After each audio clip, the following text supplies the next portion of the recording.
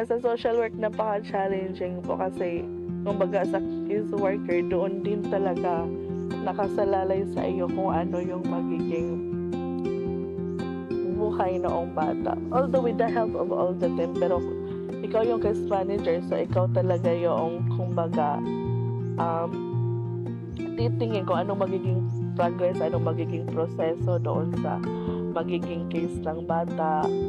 So, kumbaga malaki po yung role na tinutungtungan ko. Mahirap siya, mahirap, pero masaya pagka nakita mo na once na yung bata ay napa-adapt or yung bata ay na-reintegrate na.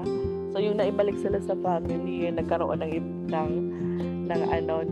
kanilang bagong pamilya. So, masaya po kahit na mahirap. Ako si Sister Michelle Lagoras. Ako po ang Center Social Worker dito. So ako po yung nagmamanage ng cases ng mga bata at kung paano po yung magiging direction ng bawat cases nila. Sa ngayon po, meron po tayong 17 na mga bata, and ang pinaka-youngest po natin as of now ay meron tayong 2 weeks, and the eldest is 13 years old. Usually, there are some na dahil wala na talagang magulang. So, kaya nga meron tayong mga orphan children. So, meron po diyang neglected. May magulang pero napapabayaan sila. And no one of the relatives also can take care of the child. Meron naman po diyang may family problem. At meron din po talagang mga bata na we don't know anong dahilan ng magulang kasi sila ay natagpuan lang kung saan. Wala din kaming background of the parents noong bata. But usually, it's because nagkakaroon talaga ng dis-reintegration sa family.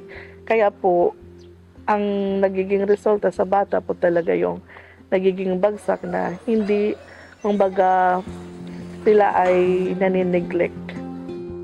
Siguro nung mga una na hindi pa kami masyadong sanay in taking care of the children, lalo na pagka mga babies, siguro po ay nung una ay nahihirapan pa, paano din kami mag-adjust in taking care of the children. Pero nung kalauna na parang we already know, halimbawa pag nagkakasakit sila, anong dapat naming gawin. So parang naging nakasanayan na namin siya, and with the help also and advice ng mga pedya na mga kaibigan namin or sponsor dito. So parang nagiging sanay na kami at alam na namin kung anong gagawin namin sa mga bata. Yung handling ng mga bata, siyempre may kanya-kanya pong ugali. Merong, alam mo naman sana, hindi mo maintindihan. So you need to be patient enough para intindihin din kung saan talaga nagmula yung bata. You have to, despite na siguro kahit may inis ka na, you still need to show compassion, love, at saka patient talaga doon sa bata. Kasi, kumbaga, they're broken inside, kaya kung dadagdagan mo pa yun ng brokenness, so ano na lang mangyayari sa bata. We're looking forward na, syempre, habang nandito sila, mapalaki namin sila ng maayos, may yung morality nila maayos, yung behavior nila, kahit meron silang mga hindi kanais-nais na experience sa kanilang on life, ay at least matulungan namin sila na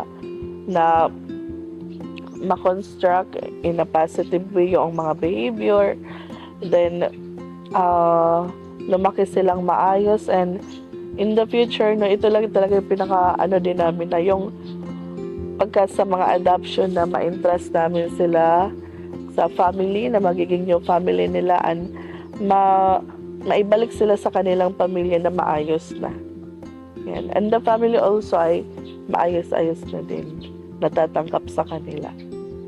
Yan. And looking forward na one day, ano din, pag sila ay dumating or bumalik dito, yung maayos ang kanilang buhay.